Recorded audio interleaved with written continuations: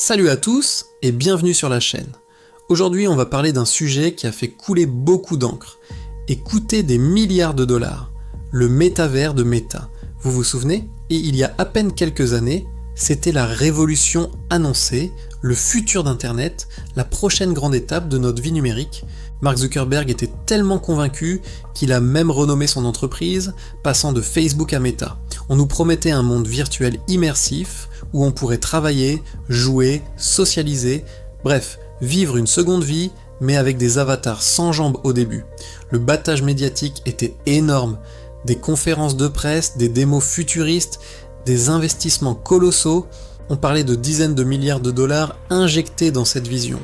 L'idée était de créer un écosystème complet avec des casques de réalité virtuelle comme le Quest et des plateformes comme Horizon Worlds. Sur le papier, ça semblait presque tiré d'un film de science-fiction.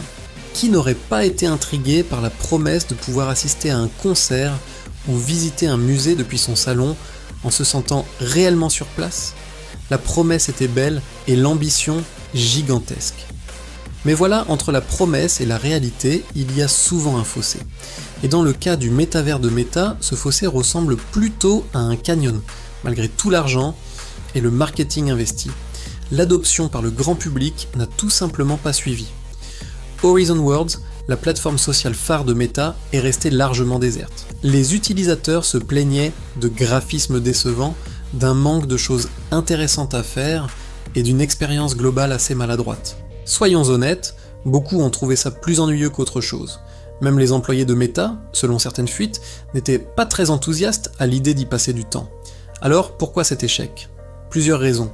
D'abord, la technologie n'était peut-être pas encore tout à fait prête pour le grand public. Les casques de réalité virtuelle restent chers, encombrants et peuvent provoquer des nausées chez certains. Ensuite, il y a la question du contenu.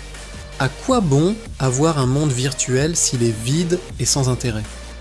Meta a eu du mal à convaincre les créateurs et les entreprises de construire des expériences vraiment captivantes. Et enfin, peut-être que le monde n'était tout simplement pas prêt ou même intéressé par cette vision d'un futur totalement virtualisé. On aime aussi la vraie vie après tout.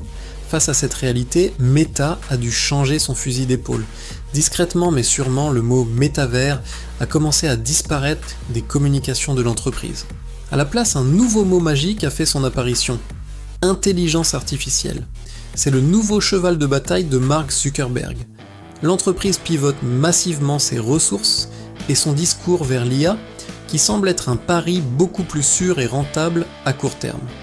C'est un virage stratégique majeur qui montre à quel point le rêve du métavers s'est effondré.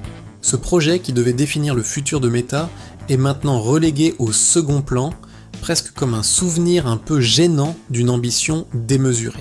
Alors, est-ce la fin définitive du métavers? Peut-être pas.